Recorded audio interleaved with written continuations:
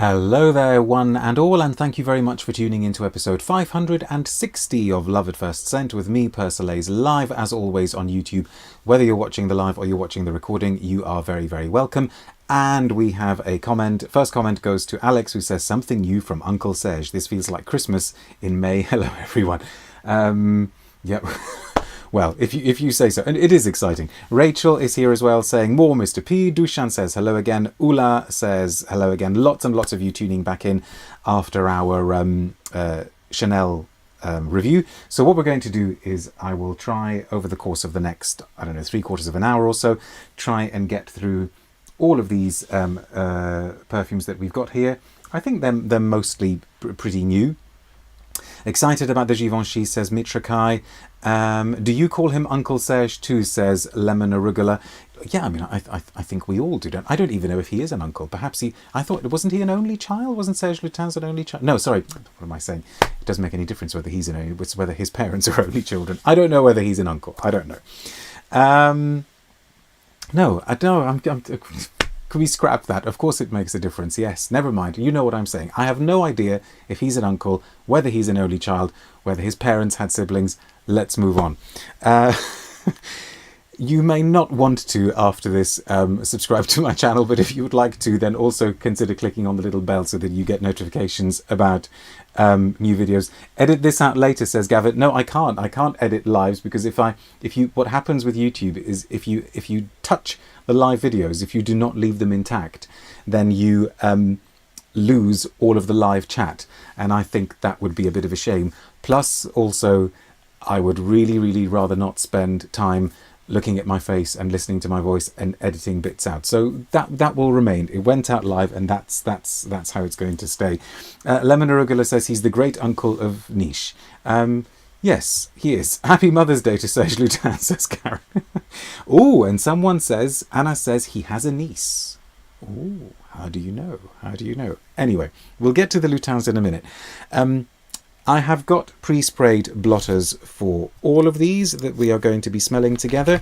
I've also got pre-labeled blotters for the ones we're going to do together, so that I'm not wasting time writing on the blotters.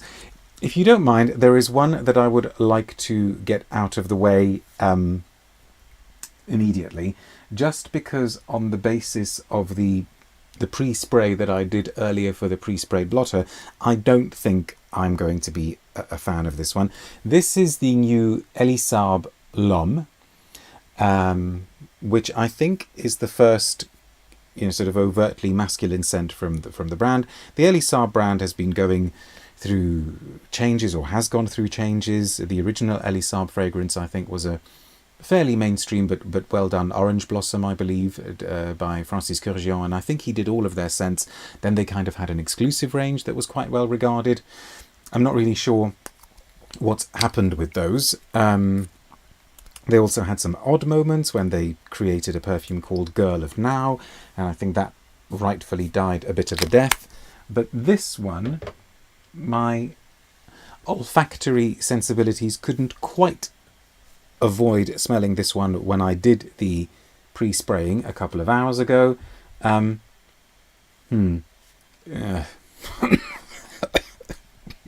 Sorry. Did the forehead tell you everything you need to know?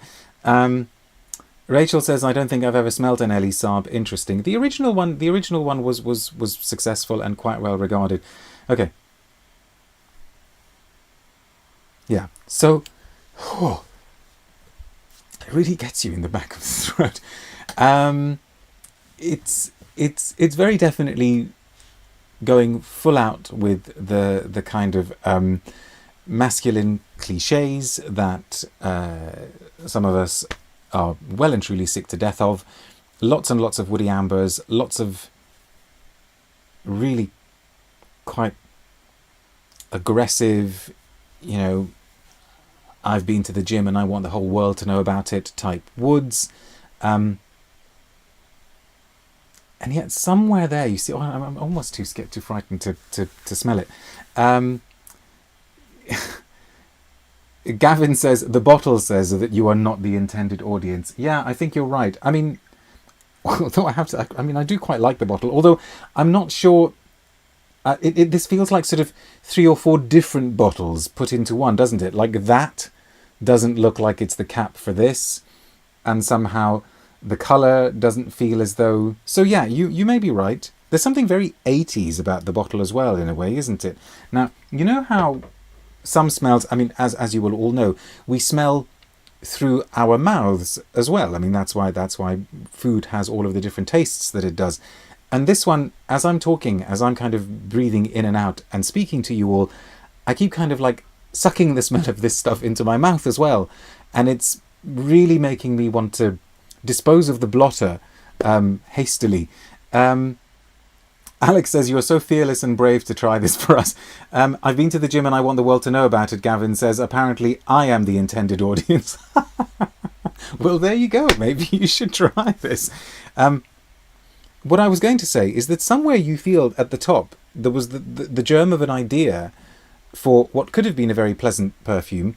It's almost got, dare I say it, the ghosts of some kind of 80s Guerlain's in its combination of citruses with something ambery. I'm just going to pop the blotter over here. I don't have a terribly long... No, I do have a press release on it. I'm mistaken, actually. There we go. So let's read the press release together and see what they say. Elie Saab Maison presents its first men's fragrance, Elie Saab L'Homme. This new olfactory creation represents Elie Saab's vision of the masculine. Oh dear. And is in keeping with the Maison's history. From the very beginning, the designer has been creating dreams and achieving the exceptional by striking a perfect balance between the fabulousness of the East and the elegance of the West. The fabulousness of the East.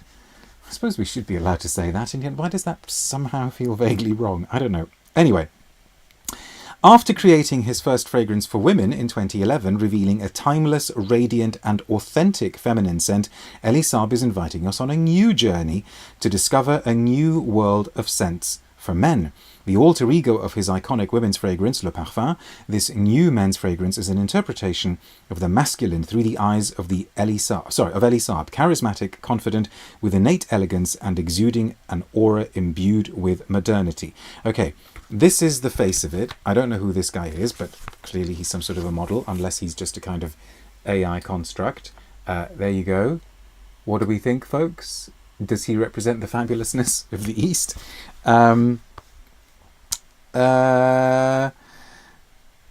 He's a prince of modern times whose mysterious personality oscillates between shadow and light. This fascinating modern-day prince, with his determined look, draws everyone's attention. Oh, he's a Serbian model. Okay, Serbian model Alexa Gavrilovic, who has walked the catwalk for some of the world's leading luxury brands, is the face of a men's fragrance for the first time. I think this tells you a lot, that they're actually telling us the identity of the model before they tell us very much about the perfume. So, the new fragrance, I've skipped a bit about the model, a balance of light and shadow. Pierre Guéraud is the perfumer. He's from Symrise. The idea was to convey an unequivocal yet sophisticated contemporary masculinity. It is certainly unequivocal, bringing together East and West. I immersed myself in the world of Elie Saab to bring the house's exclusivity to my creation, and he has lived to tell the tale, evidently. To capture this light-dark alchemy, perfumer Pierre Guéraud has created a fragrance of contrasts, capturing both the bright side and the dark charm. Elie Saab L'Homme EDP is a woody vetiver that radiates an intense, deep light, an ode to elegance, a combination of luminous, explosive raw materials and more sensual, mysterious notes that are truly addictive. Together, these characteristics create a sleek, sophisticated scent. And what they say is that in the top, the combination of explosive pink berries and bergamot brings freshness and creates a vibrant, immediate attraction. Then the fragrance takes off towards more sophisticated notes, they say. A duo of round, elegant vetivers. Round vetivers. A round vetiver. I like my vetivers in parallelogram shape, I think. With smoky inflections meet the deep radiance of cedarwood. This harmony structures the fragrance, providing power and generosity. Myrrh with its balmy fragrance mingles deliciously with the cocoa notes of patchouli to create a woody vetiver note, and so on and so forth. I mean, it is just a crass masculine. Let us look at let us have a smell of the pre-sprayed one. Where is pre-sprayed Elie Saab? Dare I do this? Here we go. Rachel says, if I were designing for Elie Saab menswear, I'd make a fragrance with a more amouage style. Why? Is the Elie Saab look quite kind of Middle Eastern? I know next to nothing about the fashion line there. Oriana says, the route that could. Yeah, exactly. Claire says, hi Rita Repulsa, I just... Oh, sorry, I don't know who you were talking. Who writes these masterpieces, says Sarah. Anyway, so, pre-sprayed Elie Saab.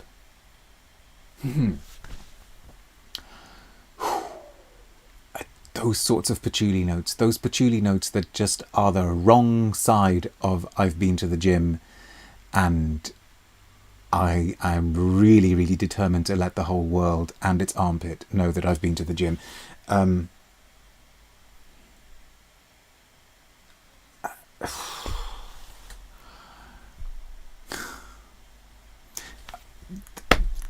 Is all I have to say. I think... EcoJock says, Elie Saab clothes are diaphanous and just beautiful. Okay, good to know. And Elie Saab is Lebanese, says Rachel. Oh, I did know that. Yeah, but anyway. Let's move on. Not a fan of the old Saab L'Homme. Okay.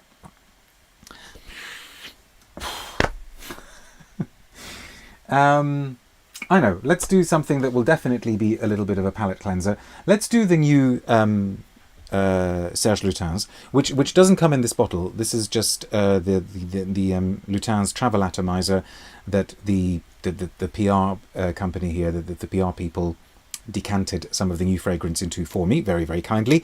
The new scent comes in the standard bottle. I think it's part of the main, the Collection Noire, so-called, and it's called Perce-Vent. Apologies for my translation. I have it on a reliable authority that this is another kind of slightly punning Serge Lutens name, because it seems that in French you can make reference to a personnage, which is, so please correct me if I'm wrong about this, okay folks, which is a flower that pierces through the snow, so something like a crocus, I suppose, or maybe a snowdrop.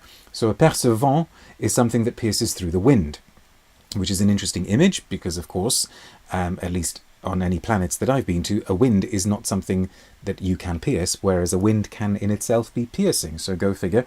So windbreaker, says Oriana, maybe wind piercer. French speakers, please help us out. This is... I've actually sort of worn this already and pre-smelted, so the pre-spray blotter I will smell, but this isn't going to turn out to be one of my favourites from Uncle Serge, and I will try to explain why. It's fine, and pretty much anything after the Elie Saab will be, as I say, a pleasant palate cleanser. So let us indeed cleanse the palate. Lutens knows how to name their works. Yes, they do tend to have good names, and I like the fact that they retain the Frenchness of their names. It's like if you get it, you get it. If you don't get it, too bad. We're not going to try and make slightly more generic international names. Anyway, so, yeah. Gosh, I mean, sorry, after that one, this actually, I take it all back. This smells absolutely gorgeous. but trying to switch the objectivity gear back on.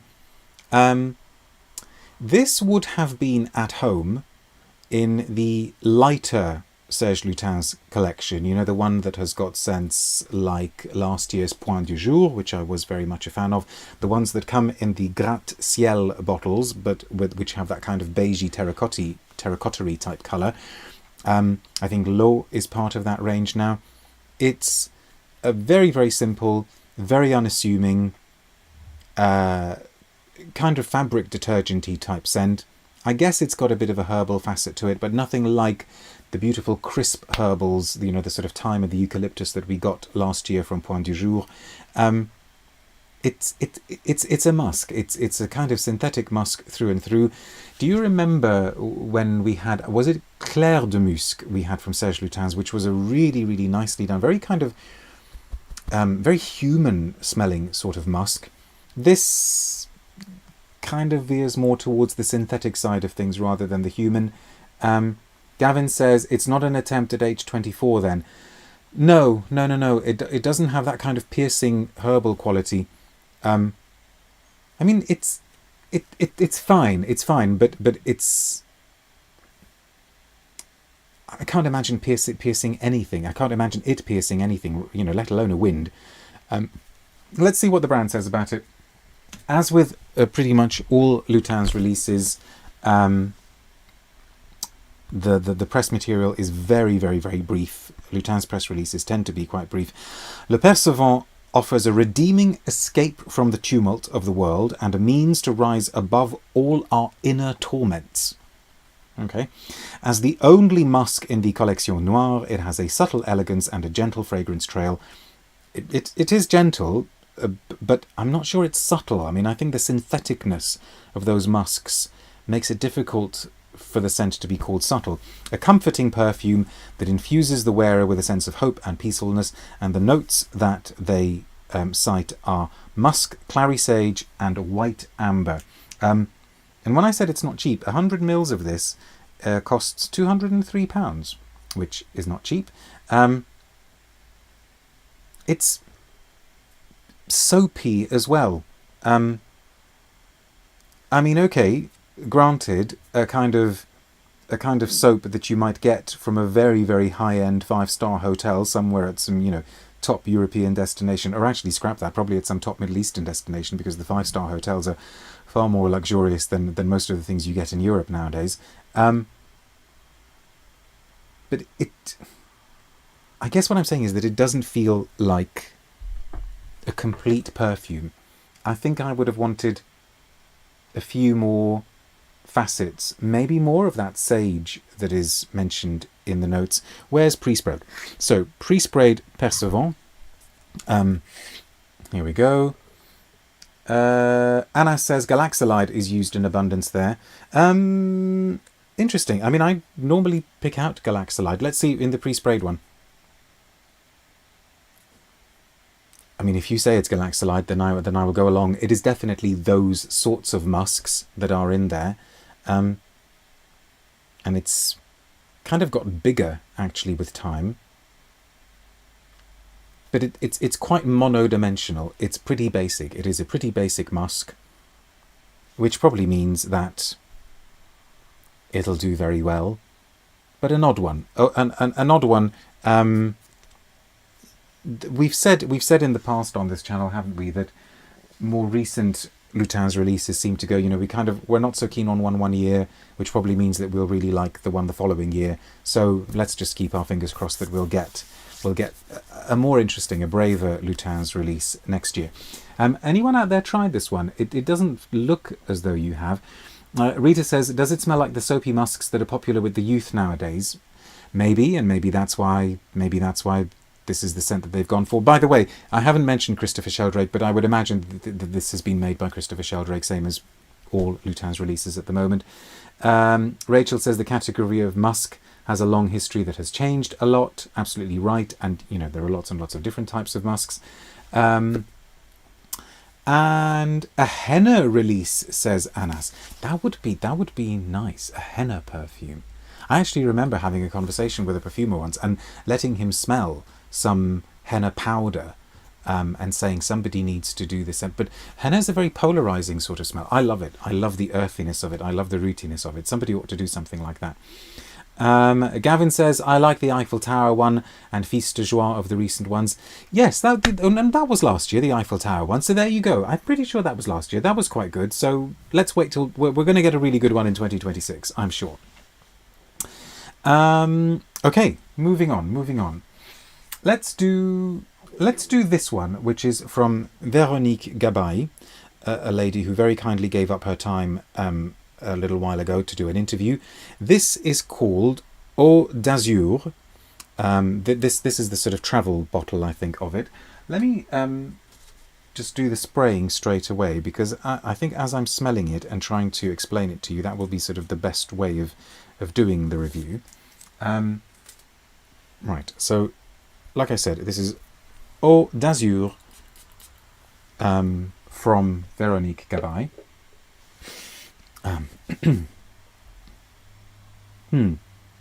This is a curious one, because it starts off as something that you think is going to be a really, really beautifully convincing, mouth-watering citrusy cologne.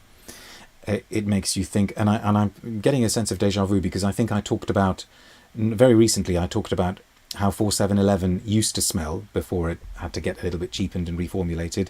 And in the same context, I talked about Acqua di Parma, and I talked about Neroli Portofino. This one, the Veronique Gabai,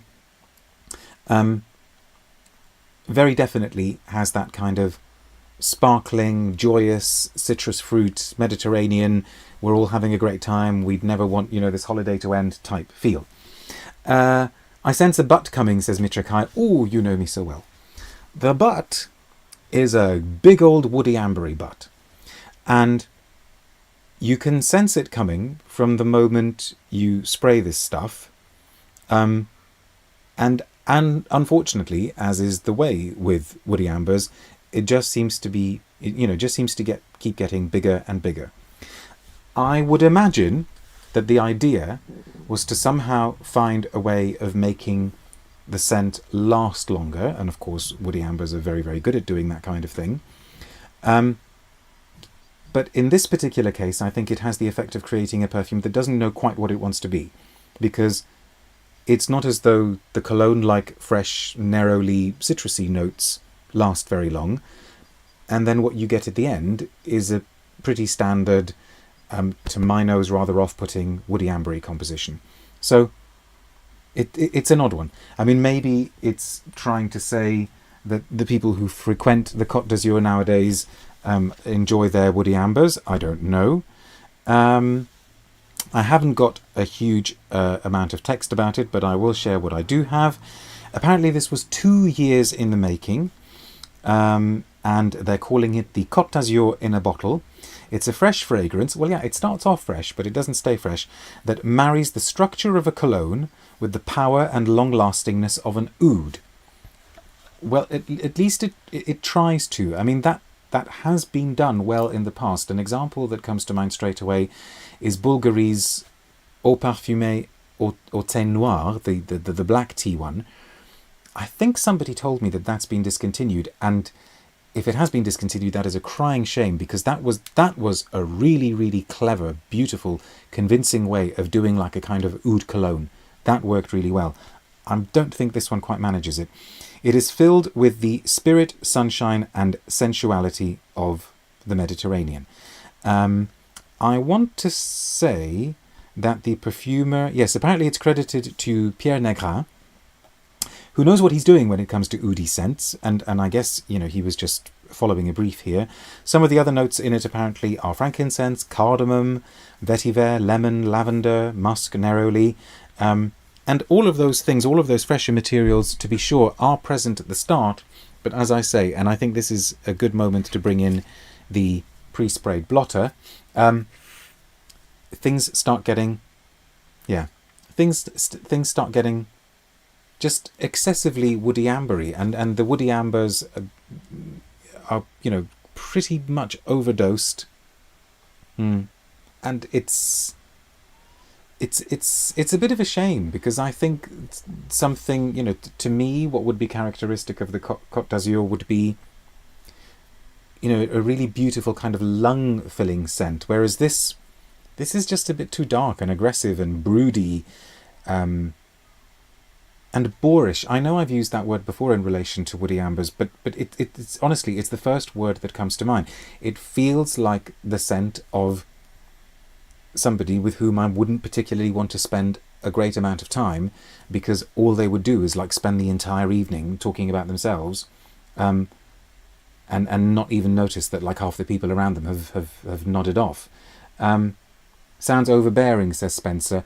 Yes, and Mitrakai says maybe the scent of the Côte d'Azur has changed. Well, yeah, it's been a while since I've been there, so you could be right. And EcoJock says, yes, Bulgari have discontinued the tea collections except for Thé Vert and Blanc. That's a shame. That's a shame.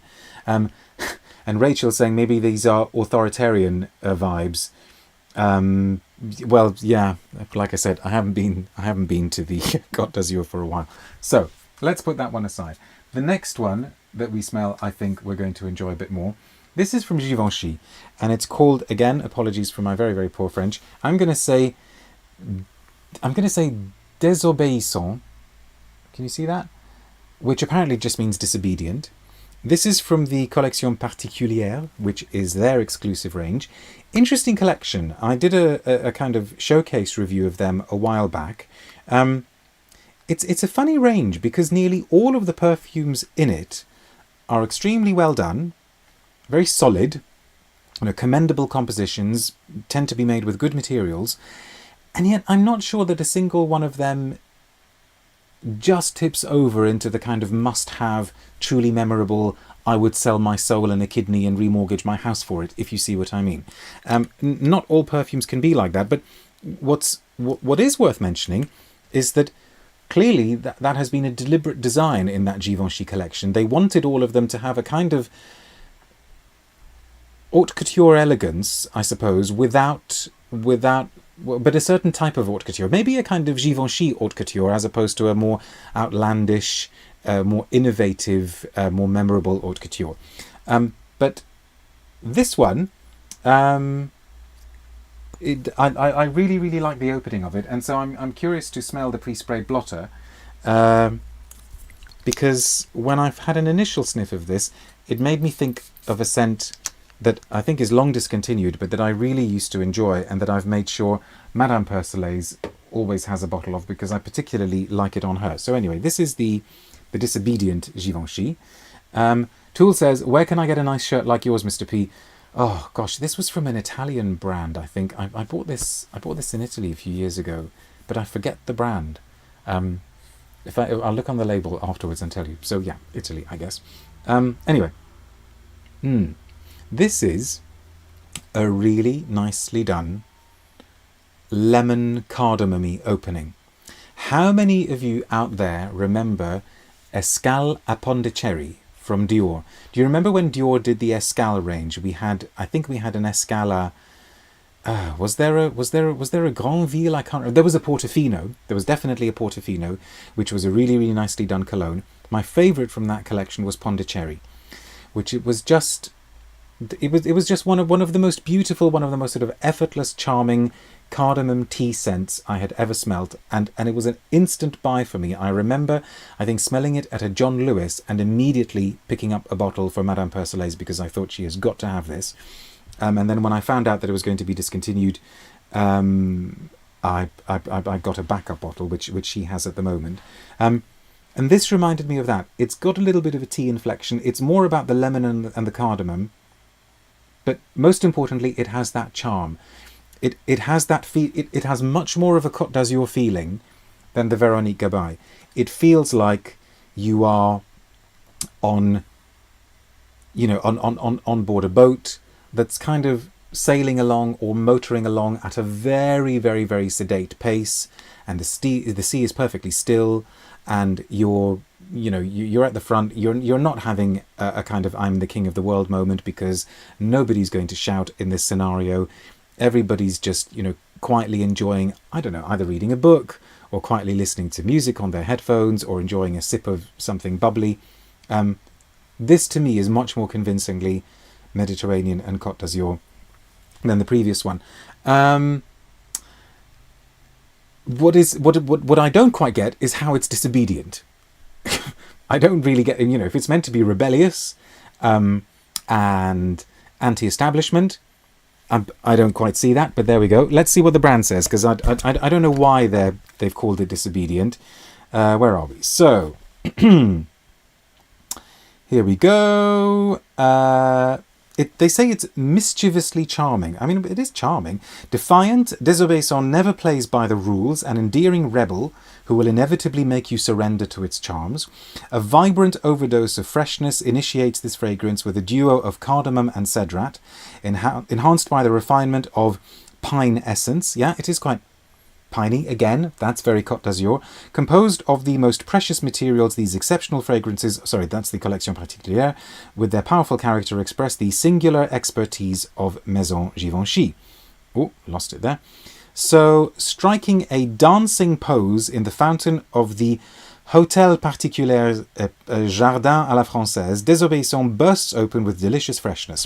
Whoops, oh God, everything's falling apart. A rebel at heart, it cultivates the impertinence of someone always forgiven no matter what. I mean, it's nowhere near that naughty. It's actually quite unassuming. But anyway, the spicy insolence of cardamom essence. See, maybe that's the problem. I don't see cardamom as being insolent, but I guess they do. I mean, cardamom, do we see cardamom as being insolent?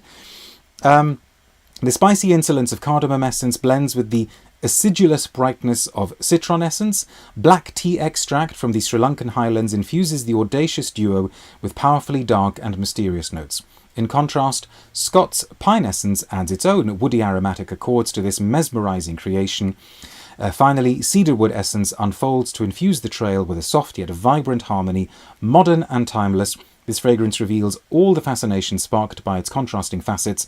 At the heart of the intense, fresh fragrances lies an exceptional ingredient, black tea, obtained through a carbon dioxide extraction from tea leaves harvested in the Sri Lankan mountains. Its woody and smoky facets define this collection, imbued with an intense and sophisticated freshness, and so on and so forth. I think most of it is just going to be repetition now. For the impetuous and bright, the intense, fresh fragrances diffuse their distinctive trail. Duos of sharp citruses and noble woods create a magnificent chiaroscuro effect, exalted by the unexpected and unique notes of powerful cardamom, intense orange blossom, or profound labdanum. At the heart of the frais intense, and I think what they're referring to is that they've released 3 fresher scents, the other 2 being l'enfant terrible and something called tapageur. I have no idea what tapageur means. At the heart of frais intense, Sri Lankan black tea enhanced by a carbon dioxide extraction reveals a sophisticated freshness with woody and smoky nuances. I have not been able to find out who has made this, so if anybody knows, please do let me know.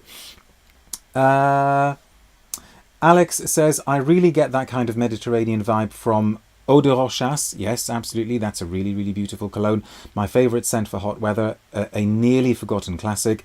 Gavin says, maybe it's inspired by Edith Piaf, a well-known sacred monster. Did she have a place on the coat?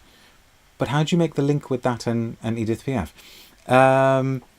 Anas says, cardamom is the insolent grandma of spices. In what way? I see, because I think cardamom, I see cardamom as being quite cool and refreshing rather than insolent.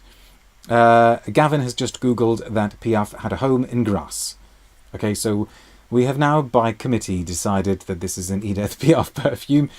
A tapageur is someone who disturbs your sleep. Interesting. And Mitrakai says, now I want to find the Pondicherry. Yeah, I mean, that's been gone a while. Escala Pondicherry in a very kind of, well, kind of pretty standard, dull, cylindrical sort of bottle. I really like this, but let's try the pre-sprayed blotter, because I don't actually know how well it lasts. So pre-sprayed Givenchy. So this has been on here for, well, I suppose about 4 hours, 3.5 hours.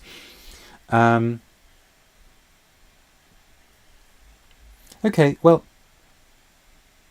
it's kind of turned into a translucent, unassuming, woody scent, but goodness me, compared to the kind of woody dry downs of some of the other ones we've discussed today, this is subtlety incarnate. And I suppose maybe the cardamom, the woodiness of the cardamom has kind of been extended into the base. And maybe the smokiness of the tea has come through. It's a bit less interesting and a bit less distinctive in the dry down. But then, this is not the kind of scent that I think you wear necessarily for the dry down, because it is operating as a kind of modern cologne in the sense of loading up top with cool spices and tea notes. It is essentially like a kind of tea cologne. So maybe in that sense it should also be making us talk about the original Tommy Girl, because that had a kind of translucent tea type feel to it. In fact, Tommy Girl, it's not a million miles away from Tommy Girl either, What are you folks saying? Can I stick with Voyage by Hermès then? Oh, this is quite different from Voyage. I mean, Voyage is more faceted, and I think it's muskier, and Yeah, this didn't make me think of Voyage. It didn't actually make me think of Hermès at all, or Eleanor. Maybe because I kept focusing in on the cardamom and the tea. I mean, I know cardamom was beloved of Jean-Claude Eleanor as well. But no, I didn't think Voyage. I didn't think Voyage. Alex says, the things you have to go through. What are you talking about now? Okay. And somebody said that Guerlain reckons that violets are insolent. But I think I can kind of see that, because I think violets can be cheeky, can't they? Which is not a million miles away from insolent. Okay, so Zakia says there is a Ferragamo Tuscan Creations that has a similar combo, severely underhyped line. Well, half of them don't even exist anymore. I mean, as you know, I'm a huge fan of Testa di Moro, which I think is gone. And before that came out, it was called... it was something like Incense Suede or Suede Incense or something beautiful. But yeah, that line had its share of duds, but it had lots of good sense in there as well, and I think they just didn't know what to do with it. Right, let us look at these two kind of new, well, one kind of new scents from Puente.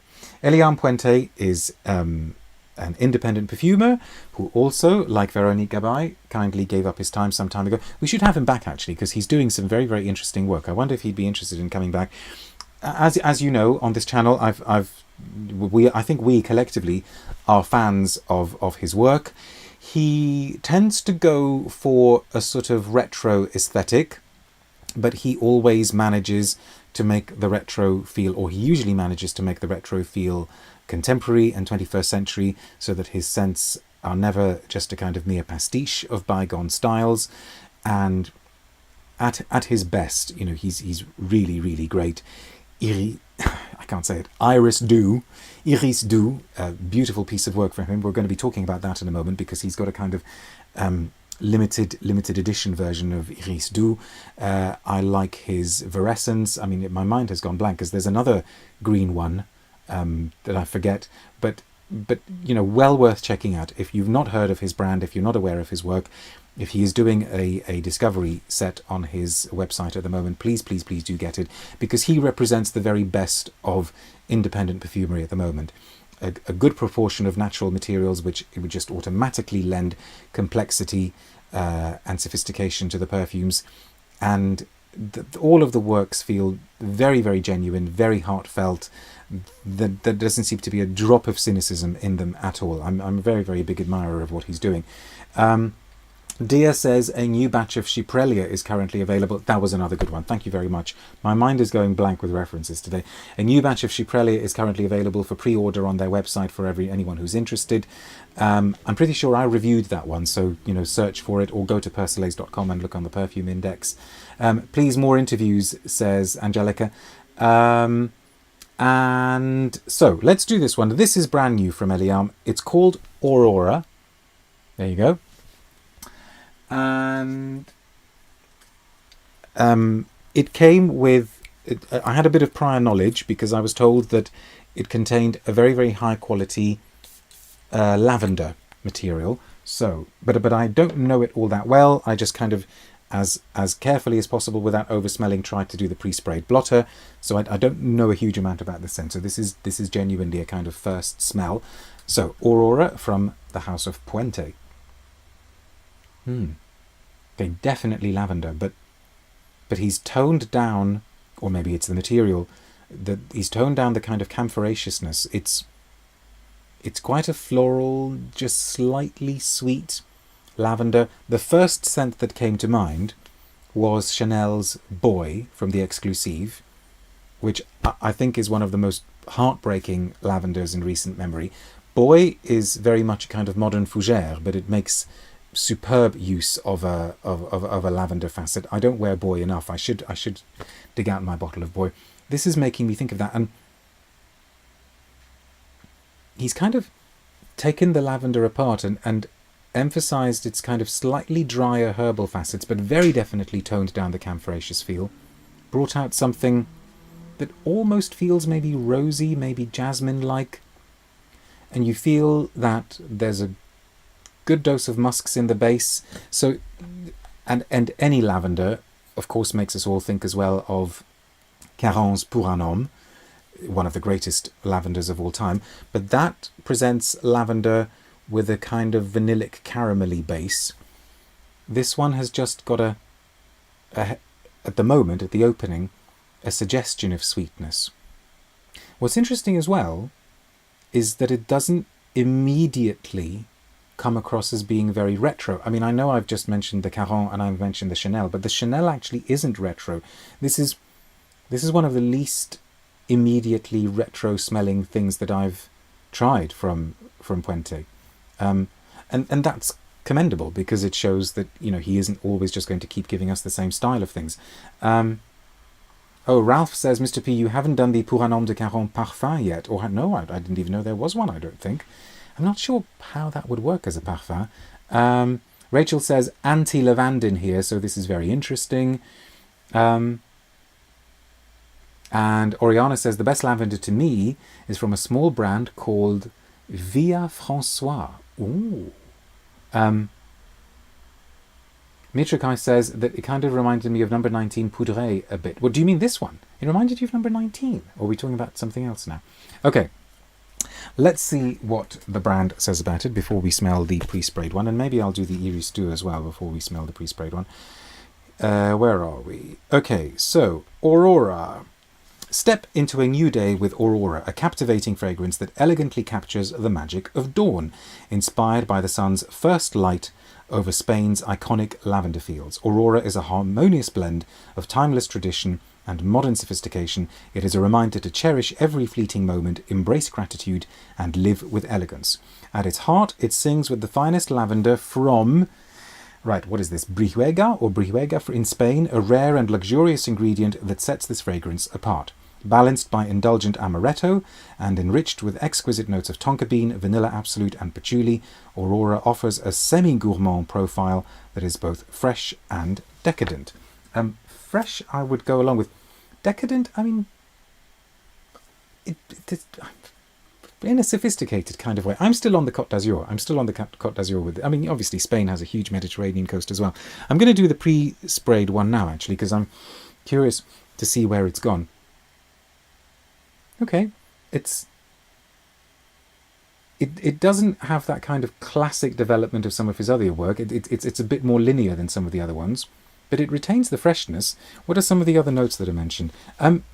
It's charming. I'm not sure it's going to kind of grab my heart in some of the ways the other ones, but that's okay. You know, he needs to have some slightly different sorts of things as well. I'm curious about what he says about the base. Oh, coriander in the heart. Jasmine, okay, I did sort of wonder if there was something like that in there. In the base, we've got tonka bean, vanilla absolute, sandalwood, patchouli, opopanax, benzoin, and oak moss. So quite a concoction there. It's convincing. It's totally convincing in the way that the Givenchy is convincing, and in the way that the Lutens and the Gabai and the Elie Saab are not entirely convincing. This absolutely ticks the boxes, and I would expect nothing less from Puente. I'm going to take this for a proper test run. I also wonder what the long-lastingness is going to be like, because it does err towards lightness, but it's charming. What was the one line that really, really struck a chord with me? Embrace gratitude and cherish every fleeting moment and embrace gratitude. You can kind of feel that. You can sort of see that maybe when he was making it, he was really trying to be in the moment and capture a particular moment. It's got that. They all have a very, very heartfelt quality to them. So thumbs up for sure. Now, the Iris Doux is very exciting because this is a limited edition. The thing is, though, that I don't think I can tell just from this bottle that it's a limited edition. I'm going to have to put a little sticker on it for myself or something to say limited edition, 2025 for limited edition. And what's interesting about this one is that apparently it's got a bit of an edition of oud. It's not cheap. I'm very curious about this because I love Iris Doux. Ooh. I mean, Elie probably knew when he was parcelling these up to send in, he probably knew that this is the one that would make me go ooh more than the other one. See, now that's fascinating. Because you're getting that plush, velvety, slightly retro, really, really kind of opulent texture, not a million miles away from, the original Jean Patou Joy. You're getting that kind of texture from the original Iris Doux, but you're also getting, beautifully blended in, the heat and the animalic quality and the funkiness of an oud note. And the two are just, at the moment here on this blotter, they are just heavenly together. I mean, it's like the most gorgeous... I feel like a little bit of a voyeur. I feel like, the sacred and the profane have come together and I'm watching, but I may have to set up an OnlyFans page for this lot because people are going to pay good money to see this encounter. That's fascinating. That's fascinating. The way they're all bringing out different facets of each other. And Mitrikai says, it is beautiful. I agree. Wow, gosh.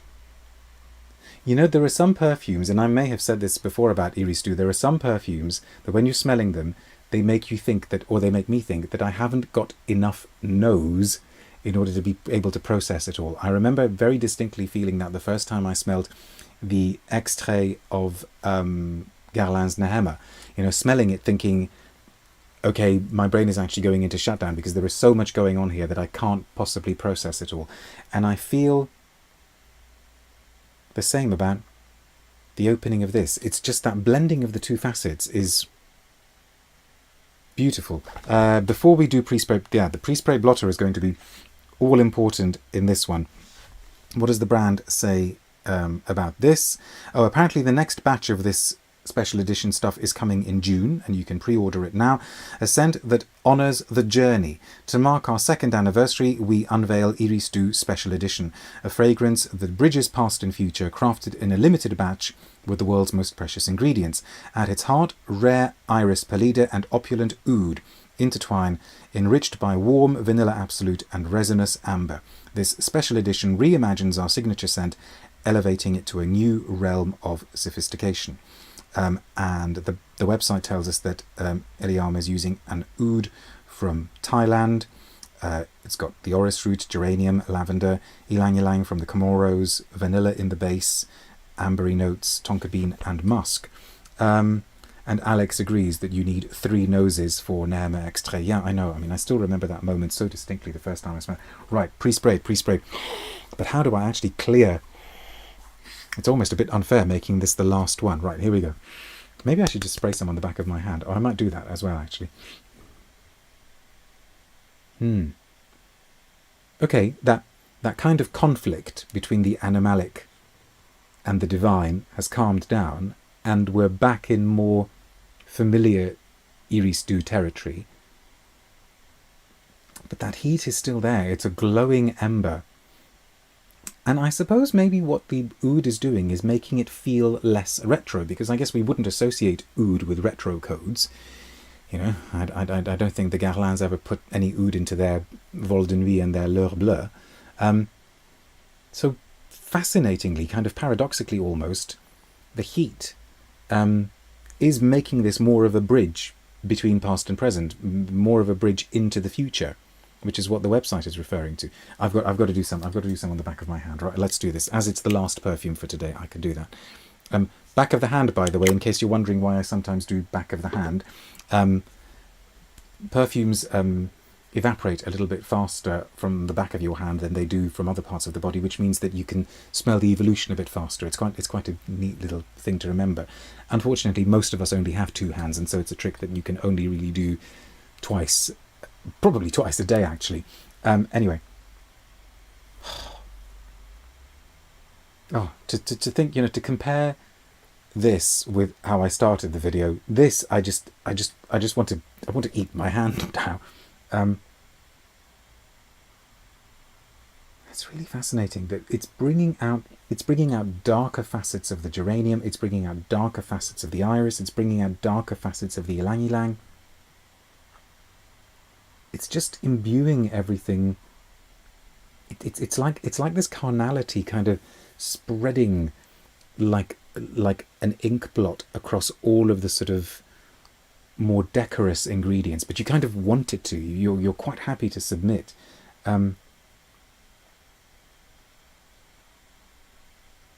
Really gorgeous, really, really gorgeous. Alex says, while smelling such scents, one really realizes the unbelievable beauty of life. Thank you very much. And of the fact that there are so many beautiful things out there to appreciate, and of how sad it is that there are too many people in the world as well who don't seem to be able to appreciate or to perceive or to notice the beauty that sometimes is right under their noses, right? This has got to be a must smell. You see, the trouble with these though, mind you, I've got a generous amount in here. I can go to town with this one. Oh, really, really good. Ooh, well done, Elie, well done. We should try and grow more hands, says Polpo. Yes, you start. Let me know how you get on, okay? Right. Stay tuned to social media, please, for details of more videos coming your way. If you've enjoyed this one, give it a thumbs up. A little bit of advance warning. I'm not sure if I'm going to be able to, but I am going to keep all fingers and toes crossed. I'm planning to do a kind of fun video this coming Friday, which is the 16th of May. So let's see how we go. It might be perhaps at around 4:30 p.m. UK time or 5 p.m. UK time. Let's see how we get on. Thank you very much for watching this one. Thank you very much for all the comments. Thank you very much for all the insights. But even if you haven't watched the live and you're watching the recording and you'd like to leave a comment or ask a question, please do so.